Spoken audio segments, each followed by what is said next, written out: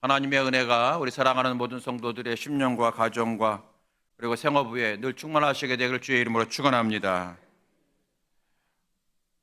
교회 신앙생활에 가장 중요한 게 뭘까요?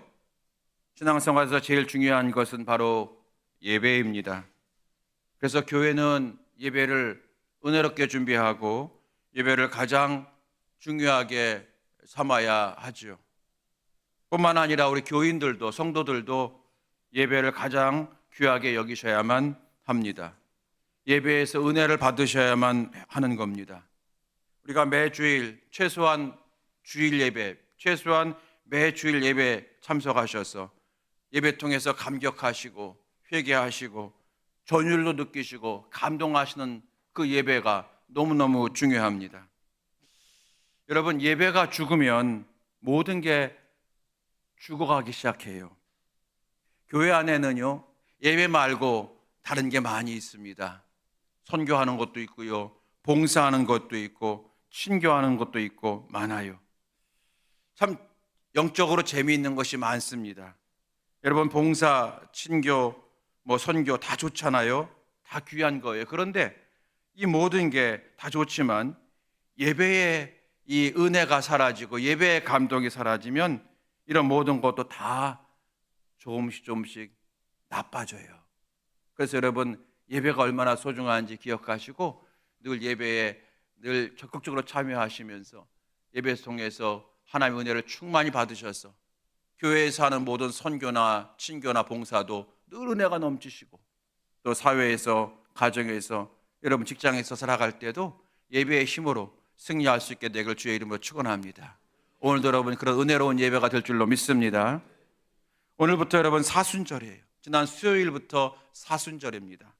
그래서 사순절을 시작하는 수요일을 성의 수요일, 성스러운 수요일이라는 얘기죠.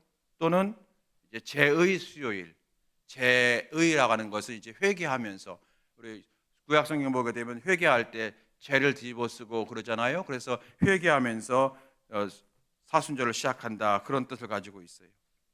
여러분, 사순절, 우리 교회에는 여러 가지 절기가 있지만 오늘 사순절인데, 사순절은 문자 그대로 40일을 의미합니다.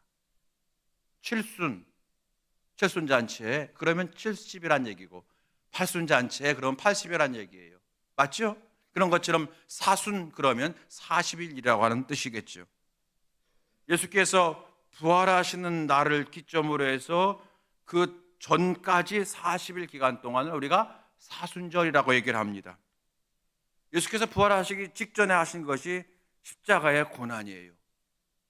그래서 우리는 이 사순절 기간 동안에는 우리의 죄를 사하시고 우리를 구원하셨던 예수님을 더 깊이 생각하고 예수의 은혜를 내가 더 가슴에 새기는 그러한 기간으로 삼는 기간이 절기가 사순절입니다. 이 사순절에는 예수님의 십자가의 은혜를 깊이 생각하고 우리가 호산나 찬양 내가 찬양했던 것처럼 예수님 닮기를 원하고, 내가 그동안에는 예수님 은혜 주세요, 예수님 복 주세요 라고만 내가 신앙생활 했다면 이 사순절 기간 동안에는 내가 주님을 따라가는 자가 되기 원합니다. 내가 주님의 말씀에 순종하는 자가 되기 원합니다. 내가 주님을 닮아가는 자가 되기 원합니다. 그러면서 조금 더 경건하게 사랑하며 나누며 헌신의 삶을 결심하는 것이 이 기간이 사순절이에요. 여러분, 이 사순절 기간 동안에 저와 여러분의 믿음이 한층 새로워지게 되기를 주님의 이름으로 축원합니다. 새로워지면 하나님의 은혜가 새롭게 역사할 줄로 믿습니다. 할렐루야. 여러분, 우리가 지난 몇 주간 동안에 이제 빌립보서 말씀을 통해서 기쁨의 인생이라고 하는 주제로 말씀을 나누었습니다. 우리가 다 기쁘게 살기 원하는데, 우리는 마음은 기쁘게 살기 원하지만 우리 세상 살다 보게 되면 내 이 마음의 기쁨을 뺏어가는 일들이 많이 일어나더라는 거예요. 때로는 어떤 사람 때문에, 때로는 어떤 일 때문에. 그럴 때마다 흔들리지 않고 우리가 늘 기쁘게 살아갈 수 있는 비결이 뭘까? 성경은 우리에게 친절히 가르쳐 주시는데, 특별히 빌립보서 말씀이 우리에게 그 주제를 강하고 선명하게 말씀해 주거든요. 그래서 우리가 빌립보서 말씀을 우리가 통해서 은혜 받고 있습니다. 여러분, 하나님은요, 우리가 기쁘게 살기 원하실까요? 슬프게 살기 원하실까요? 잘 모르세요? 기쁘게 살기 원하세요. 항상 기뻐하라. 내가 다시 말하노니 기뻐하라. 늘 기쁘게 살라고 말씀하세요. 여러분, 그래서 어려운 환경에서도 기쁨 잃지 않고 살아갈 때에 하나님이 기뻐하시고 하나님이 더 은혜 주실 줄로 믿습니다. 여러분, 사순절 기간은 총 40일이라고 그랬잖아요. 그런데 우리가 지난 수요일 날이 성의 수요일이에요. 지난 수요일부터 부활절 전까지를 다 세보면 40일이 아니라, 사순절인데 40일이 아니라 총 46일이에요. 아니, 그럼 사륙절이라고 해야지 왜 사순절이라고 하느냐? 왜 여러분 46일인데 왜 사순절로 지키느냐 하면 총 46일 가운데서 주일이 6번 들어가거든요. 주일은 빼요. 그래서 6번 주일을 뺀 월, 화, 수, 목, 금, 토 6일이, 그리고 거기다 플러스 4 그래가지고 40일이에요. 왜 그럼 주일을 뺐느냐? 왜 자꾸 성의 수요일을 괜히 얘기해서 왜 그랬느냐? 여러분, 왜 그랬을까요? 사순절은 원래 이제 성경에 나와 있지 않고 1세기 초대교회 때부터 지켰던 건데요. 왜 초대교회 우리 베드로나 바울이나 이런 사람들이 왜 사순절을 지켜가면서 왜 주일을 뺐을까요? 주일은 슬프게 지내는 날이에요? 기쁘게 지내는 날이에요? 기쁘게, 그거예요. 그래서 사순절은 우리가 좀 더 경건하게 회개하면서 지내는 날인데 왜 주일을 뺐느냐? 사순절 기간에도 주일은 기쁘게 지내라는 거예요. 할렐루야. 그게 주님의 뜻이라는 거예요. 그래서 주일은 기쁘게 지내는 거예요. 은혜 받고 기쁘고, 내 죄를 회개하고 용서받으니 기쁘고, 내 미래가 주님이 함께 하시니 기쁘고, 할렐루야. 여러분, 기쁘게 해서 오늘 여러분 기쁘게 주일을 지키시고, 그런데 우리의 인생을 자꾸 기쁨을 빼앗아가는 것들이 많이 있는데 이 빌립보서 말씀을 통해서 다시 한번 우리가 이 기쁨의 신앙생활하는, 기쁨의 삶을 살아가는 비결을 우리가 배우자는 거예요. 한국일보 기자인 고재학이라고 하는 분이 책을 썼는데 책 제목이 참 그래요. 뭐냐면 절벽사회. 절벽. 그러니까 한 걸음만 더 내려가면 절벽으로 떨어지는 바로 그런 절벽사회. 우리 한국 대한민국이 절벽사회라고 진단하면서 쓴 책이 고재학 씨가 쓴 절벽사회라는 책인데, 그 책은 오늘 우리 대한민국이 또 우리 한국 사람들이 절벽 앞에 서 있는 것 같다, 그런 내용이에요. 절벽 앞에 서 있는 것 같다. 어떤 절벽이냐는 거예요.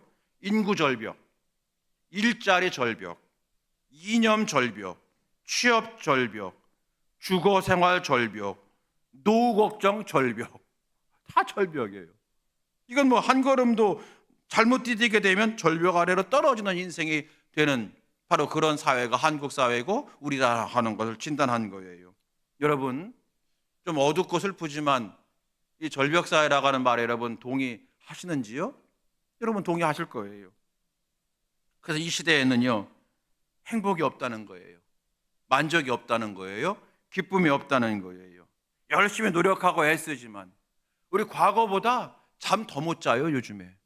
옛날엔 그래도 농경사회 할 때는 저녁에 주무시고 아침에 일어나면서 적어도 6시간은 주무셨어요. 요즘은 여러분 제대로 우리가 돈 벌려면요 6시간 자고서는 돈 못 벌어요. 그렇잖아요? 이게 도대체 더 힘들고 더 어렵고 막 이겨야 되고 쟁취해야 되고. 옛날에는 여러분 우리나라 이 사회권만 걱정했는데 지금은 텔레비전 켜게 되면은 전 세계 한 번도 가보지 못한 아프리카, 한 번도 가보지 못한 저 유럽의 나라 걱정까지 우리가 다 하고 있습니다. 거기 전쟁 났대 막 이러면서, 거기 뭐 지진 났대 그러면서 참 빡빡한 인생을 살아가고 한탄하며 살아간다는 겁니다. 결국 세상에는 기쁨이 없다, 그런 내용이 그 책이에요. 그런데 여러분, 성경은 다르게 말해요. 그런 가운데서도 기쁘게 살아갈 수 있어라고 말씀하시는 것이 성경인 줄로 믿습니다. 빌립보서는 바로 그것을 우리에게 교훈하고 있어요. 여러분, 지난주에는 천국 성도의 기쁨 그랬어요. 우리가 천국 생각하면 우리는 기쁘게 살아갈 수가 있다, 이 말씀 함께 나누었습니다. 이제 오늘은 어떤 말씀일까요? 오늘도 같이 말씀을 찾아가시면서 기쁨의 비결을 찾아가시고 기쁨의 성도가 되어지는 은혜가 이 시간에 임하게 되기를 주의 이름으로 축원합니다. 총 3가지를 말씀하고 있어요. 자, 오늘은 성경을 좀 많이 읽어보겠습니다. 첫 번째, 바울이 뭐라고 말하냐면 인생은, 성도는 서로 도움을 주고받을 때 기쁘게 살아갈 수 있습니다 라고 말씀하고 있어요. 서로 도움을 주고받을 때에 기쁘게 살아갈 수가 있다는 거예요. 사도 바울은 지금 감옥에 갇혀 있어요. 여러분, 감옥에 갇혀 있는데 기쁠 이유가 뭐가 있어요? 그런데 감옥에 갇혀 있는데 나는 기쁘다라고 얘기합니다. 나는 기쁘대요. 감옥에 갇혀 있는데 기쁘대요. 도대체 무슨 일이 바울에게 일어난 걸까요? 확인해 보겠습니다. 오늘 본문 10절 말씀이에요. 보십시다. 10절. 우리 10절 다 같이 읽어보겠습니다. 시작. 내가 주 안에서 크게 기뻐함은 너희가 나를 생각하던 것이 이제 다시 싹이 남이니 너희가 또한 이를 위하여 생각은 하였으나 기회가 없었느니라. 아멘. 이게 무슨 말이냐면 여러분, 세 번역입니다. 이렇게 되어 있어요. 여러분이 나를 기억하고 내게 여러 가지로 도움을 주시니 나는 참 기쁩니다. 이렇게 말하고 있어요. 그게 앞에 내가 주 안에 크게 기뻐하면 너희가 나를 생각하던 것이 다시 싹이 났다. 그러니까 여러분이 나를 생각하고 나를 위해서 기도해주고 내게 여러 가지로 도움을 주니까 그것이 내게 기쁨이 되어집니다 라고 말하고 있다는 거예요. 이 말씀을 뒷받침하는 것이 16절 말씀인데요. 16절 보시겠습니다. 데살로니가에 있을 때에도 너희가 한 번뿐 아니라 2번이나 나의 쓸 것을 보내었도다. 쓸 것을 보냈다고 하는 것은 감옥에 있으니까 감옥에 쓸 수 있는 물건이나 돈을 보냈다는 얘기예요. 빌립보 교회 성도들이 지금 감옥에 갇혀 있는 사도 바울을 기억하고 잊지 않았어요. 우리 바울이 복음을 전하다가 감옥에 갇힌 거예요. 바울을 기억합니다. 그리고 새벽마다 바울을 위해서 기도하기 시작합니다. 뿐만 아니라 바울이 감옥에 있는 기간이 길어지니까 필요한 게 얼마나 많겠어요. 그러니까 쓸 돈을 보내는 거예요. 직접 갈 수가 없으니까 에바브로디도를 통해서 그 돈을 전달합니다. 지금 바울이 지금 그 얘기하고 있는 거예요. 내가 감옥에 갇혀서 두렵고 괴롭고 힘들지만 여러분이 밖에서 나를 잊지 않고 기억해 주시니 내가 기쁘고, 여러분이 마음적으로 기도할 뿐더러 여러분이 돈을 모아서 내게 뭔가 또 사라고 돈을 보내주니까 내가 너무 기쁩니다 라고 말하고 있다는 거예요. 여러분, 바울이 돈 때문에 기뻐하겠어요? 그건 아니지 않습니까? 외로운 감옥, 두려운 감옥, 걱정스러운 감옥에 살지만 사람들이 자기를 잊지 않은 거예요. 염려해 주는 거예요. 기도해 주는 거예요. 그런 교인들이 있으니까 얼마나 기쁜지 바울이 기쁘다는 거예요. 돈 때문이 아니라 그들이 보여준 사랑을 받으니까 기쁘다는 거예요. 또한 바울이 어떤 믿음이 있었냐면 이렇게 성도 간에 서로 돕고 기도해주고 때로는 물질적으로 후원하고 이럴 때에 하나님이 채우신다는 믿음을 그는 가지고 있는 거예요. 그게 간증인 거예요. 구약 성경부터 모든 것이 그거예요. 성도 간에 서로 도울 때, 서로 하나가 될 때에, 서로 물질적, 서로 정신적, 육체적, 영적 함께 할 때에 하나님이 축복하신다는 거예요. 그게 사도 바울이 오늘 빌립보서 4장 19절에서 말씀하고 있거든요. 19절 말씀 보시겠습니다. 19절 우리 함께 읽겠습니다. 시작. 나의 하나님이 그리스도 예수 안에서 영광 가운데 그 풍성한 대로 너희 모든 쓸 것을 채우시리라. 아멘. 여러분, 이 말씀이에요. 바울이 이 확신이 있는 거예요. 저도 이 확신이 있어요. 여러분에게도 이 말씀이 여러분의 믿음 되어지길 주의 이름으로 축원합니다. 성도 간에 서로 돕고 서로 기도해주고 가능하면 물질도 나눠주고 이럴 때 하나님이 채워주시는 역사가 반드시 있음을 믿는 믿음이 우리 명암교회 믿음 되어지기를 주의 이름으로 축원합니다. 이게 믿음이에요. 여러분, 사도 바울이 빌립보 교회 성도들에게 도움받은 것을 공개까지 하면서, 사실 우리가 여러분 누구에게 도움받는 것을 공개하는 것은 좀 그렇잖아요. 그런데 공개까지 하면서 우리에게 교훈하고자 하는 것이 무엇이겠습니까? 어려운 시대를 살아가고 있는 우리들, 성도들이 사실은 기쁜 일보다는 어렵고 속상하고 힘든 일이 많은 세상에 살아가고 있잖아요. 그럴 때 우리 성도들이 서로 하나가 돼서 서로 생각해주고 서로 기도해주고 서로 돕는 마음을 품을 때에, 서로 그런 손길이 있을 때에 하나님이 축복하시고 또 우리의 마음에도 기쁨이 충만해질 거라고 하는 말씀을 우리에게 교훈하고 있는 것 아니겠습니까? 여러분, 14절 말씀 보니까 이렇게 기록되어 있어요. 잘하였도다. 14절 말씀 볼까요? 그러나 너희가 내 괴로움에 함께 참여하였으니 잘하였도다. 여러분, 잘하였도다. 이 잘하였도가 어떤 의미의 잘하였도다인지 이제 우리가 아시겠죠? 여러분, 하나님께서 우리에게 말씀하실 때마다 명함께 성도들아 참 잘하였도다, 참 잘하였도다. 여러분, 이런 하나님의 칭찬이 우리 가운데 일어나게 되기를 간절히 원합니다. 한번 따라서 해봅시다. 명함교회는 함께 웃고 함께 우는 교회입니다. 그렇죠? 예, 함께 웃고 함께 우는 교회. 여러분, 저는 우리 성도들이 가끔 저희 사모를 통해서 연락이 와요. 목사님, 어느 성도가 지금 많이 아파요. 목사님, 어느 성도가 사실은 사업적으로 힘들어요. 목사님, 사실은 어느 성도가 지금 자녀 때문에 힘들어요. 제가 알게 모르게 왔다 갔다 그 성도를 제가 심부름도 해주고 도와주기도 하고 그러는데, 목사님 기도해 주세요. 이런 얘기 제가 들을 때마다 얼마나 기쁜지 몰라요. 우리 성도들이 알게 모르게 서로 지금 기도하고 서로 찾아가며 서로 때로는 물질적인 도움도 주면서 서로 손잡아준다는 소식을 들을 때마다 제 마음이 얼마나 기쁜지 몰라요.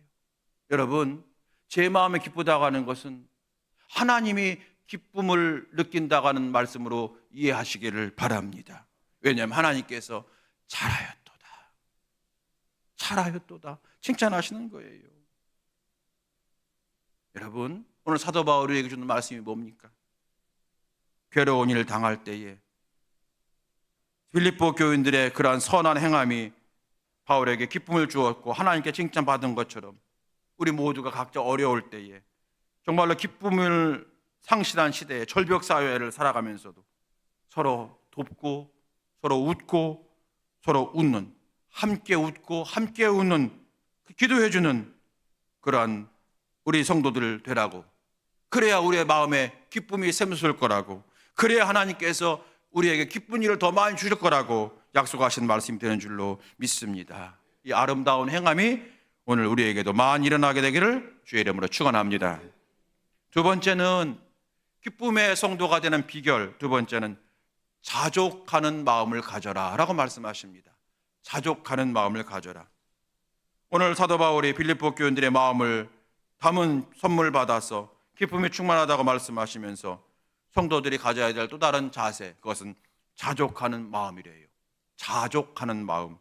11절 말씀이죠. 11절 말씀 보시겠습니다. 시작. 내가 궁핍함으로 말하는 것이 아니니라 어떤 형편이든지 나는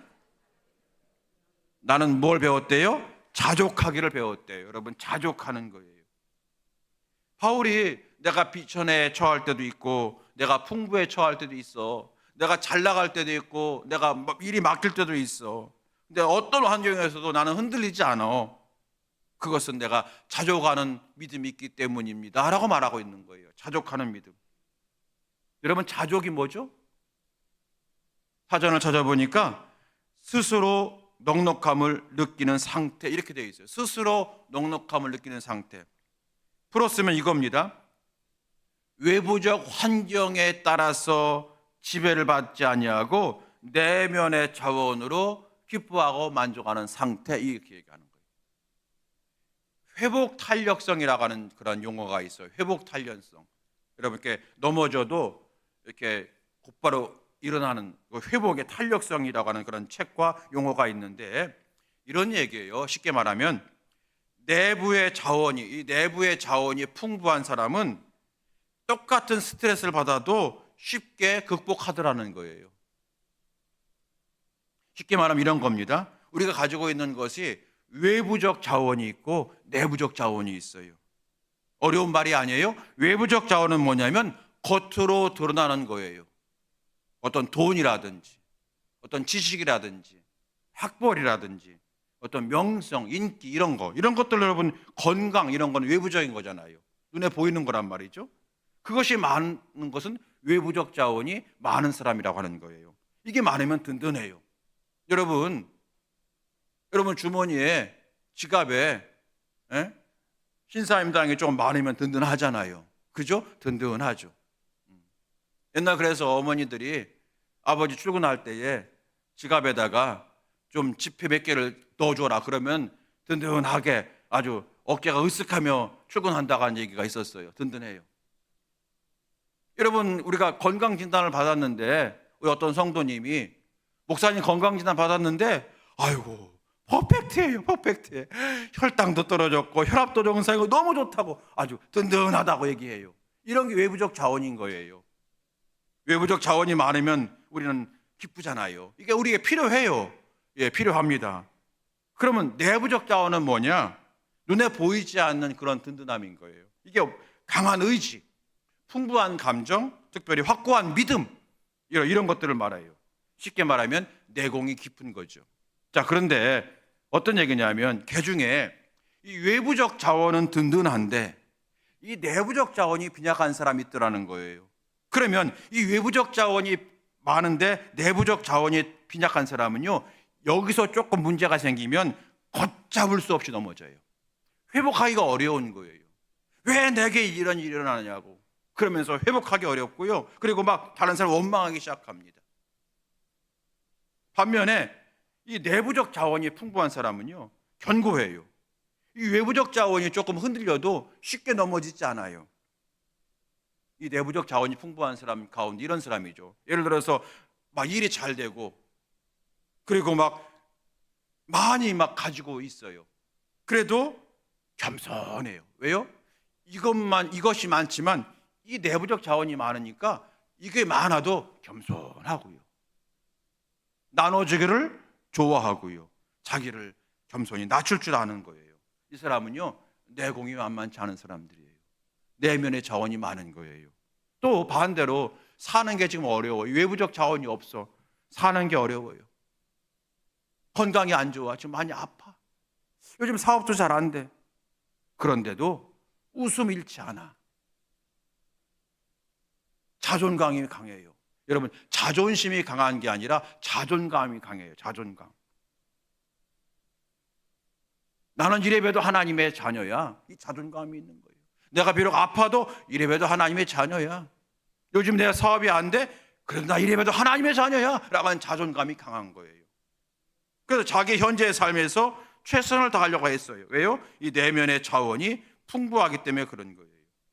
자, 여러분, 자족하는 마음이 뭐냐? 이 외부적인 거에 크게 영향받지 아니하고 내면의 스스로의 기쁨을 나타낼 수 있는 능력이 자족의 마음이라는 거예요. 사도 바울은 우리에게 이 자족하는 마음을 가지라고 말씀하고 있는 거고요.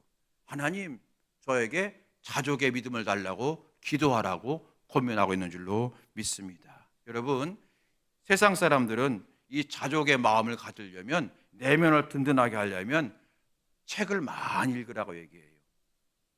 저는 여러분에게 권면합니다. 목사니까. 여러분, 성경책을 많이 읽으시기 바랍니다.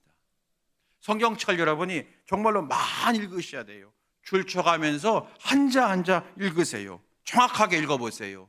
그러면 여러분 그 말씀이 내게 능력이 되고 이 말씀이 내 내면의 자원을 튼튼하게 해서 자족의 성도로 승리할 수 있도록 인도하는 말씀이 될 줄로 믿습니다. 자, 마지막 세 번째입니다. 그러면 이것이 어떻게 가능하냐는 얘기예요. 사실 자족하는 마음을 가지라고 하지만 이게 여러분 말이 쉽지 않거든요. 어려운 일이에요. 그럼 이것이 어떻게 가능할까? 오늘 사도 바울이 이렇게 권면합니다. 첫 번째는 나는 자족하는 비결을 배웠다라고 얘기합니다. 11절 12절 말씀인데요. 11절 한번 제가 읽어볼게요. 여러분 눈으로 같이 따라오세요. 내가 공핍함으로 말하는 것이 아니라 어떤 형편이든지 나는 자족하기를 배웠노니. 배웠다는 단어예요.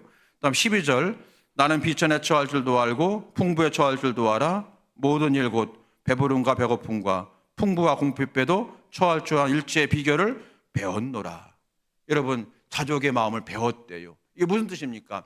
사도 바울이 태어나면서부터 자족하는 사람이 되었다는 얘기가 아니라 바울도 자족하는 마음이 너무 부족했지만 배웠다는 것은 습득했다, 전진했다, 회복했다고 하는 뜻이잖아요. 우리 모두가 배워가는 거예요. 그러면 여러분, 자족은 어떻게 배우는 거냐? 공부해서 배우는 게 아니에요. 오늘 13절 말씀이 그 해답이에요. 13절. 우리 13절 여러분 같이 읽어봐요. 자, 13절 시작. 내게 능력 주시는 자 안에서 내가 모든 걸 할 수 있느니라. 아멘. 바울이 이 13절을 가지고 자족하는 성도가 되었다고 얘기하는 거예요. 내게 능력 주시는 자 누굴까요? 예수님이죠. 예수님. 능력 주시는 자라고 하는 말은 쉽게 이런 뜻이에요. 예수님을 힘입어, 예수님을 통하여, 예수님을 의지하여, 이런 뜻이에요. 그러니까 예수님을 의지하고 예수님 힘입어서 내가 기쁨을 빼앗길 수밖에 없는 상황에서도 기쁨을 회복할 수 있었고 자족하는 믿음으로 내가 살아올 수 있었다라고 고백하고 있는 것이 이 13절의 말씀이 되어지는 겁니다. 내게 능력 주시는 자가 있어. 내게 능력 주시는 자가 있어. 이 믿음이 우리의 자족의 믿음의 회복의 여러분 비결이 되어진다는 거예요. 여러분 빌립보서 3장 13절 말씀 빌사일삼 이렇게 외워보잖아요. 빌사일삼. 여러분 하나 다시 읽어볼까요? 자, 시작. 다시. 여러분 그렇게 읽어서는 여러분 기쁨 다 뺏겨. 여러분 이렇게 지금 합시다. 여러분 한 주간 동안 여러분 힘들게 했던 게 뭡니까? 있을 거예요. 사람일 수도 있고 어떤 사건일 수도 있어요. 내 기쁨을 빼앗아가는 것들이 있단 말이에요. 그걸 보시면서, 그걸 생각하시면서 13절 읽어갈 때 마치 이런 상황이 있는데 13절 말씀이 가가지고 팡 부시는 것처럼, 부러뜨리는 것처럼 그런 마음 가지고 읽는 거예요. 자, 준비되셨습니까? 할렐루야. 여러분 배운다 그랬어요. 배우는 거예요. 더 이상 얘기하면 안 되고, 자, 한번 다시 해봅시다. 저는 오늘 아침에도 있었어. 오늘 아침에도. 제가 하도 그 얘기하니까 사모가 그러는 거예요. 여보 오늘 주일이니까 그거 월요일날 생각해 그러더라고요. 그게 있는 거예요. 내 기쁨 빼앗아 하는 게 있어요. 그럴 때 여러분 어떻게 하라고요? 말씀으로. 자, 내게 능력 주시는 자 안에서 시작. 내게 능력 주시는 자 안에서 내가 모든 걸 할 수 있느니라. 아멘. 여러분 그래도 혹시 없어지지 않으면 계속 반복하세요. 내게 능력 주시는 자 안에서 내가 모든 걸 할 수 있느니라. 내게 능력 주시는 자 안에서 내가 모든 걸 할 수 있느니라. 예수 힘입어서, 예수를 통해서, 예수를 의지해서 나는 기쁘게 살 수 있어. 그렇게 외치라는 거예요. 이게 하나님의 말씀인 거예요. 여러분 오늘 사도 바울이 고백한 거예요. 내게 능력 주시는 자 안에서 내가 모든 걸 할 수 있느니라. 저 구약 성경에 가게 되면 사무엘상 30장에 가게 되면 다윗이 이렇게 고백합니다. 여러분 다윗 아시죠? 다윗이 낙심할 수밖에 없는 상황 속에서 모든 사람들에게 오해받고 괴로울 때에 다윗이 이렇게 고백합니다. 6절 말씀 제가 읽을게요. 백성들이 자녀들 때문에 마음이 슬퍼서 다윗을 돌로 치자 하니 다윗이 크게 다급하였으나 그의 하나님 여호와를 힘입고 용기를 얻었더라. 아멘. 얼마나 지금 다윗이 죽고 싶은 심정일 거예요. 자기가 돌보고 자기가 지켜준 사람들이 갑자기 다윗 너 때문에 우리가 괴롭다고 다윗을 죽이려고 하니 얼마나 다급했을까요? 다윗이 막 정신이 나갔을 거예요. 그런데 다윗이 그때도 하나님 여호와를 힘입고 용기 얻었더라. 여러분 이 하나님 여호와를 힘입고 용기 얻었더라 이 말씀과 오늘 우리가 읽은 빌사일삼 말씀 내게 능력 주시는 자 안에서 내가 모든 걸 할 수 있느라 이 말씀의 표현은 다르지만 다윗의 믿음이나 바울의 믿음이나 동일한 믿음이 되어지는 겁니다.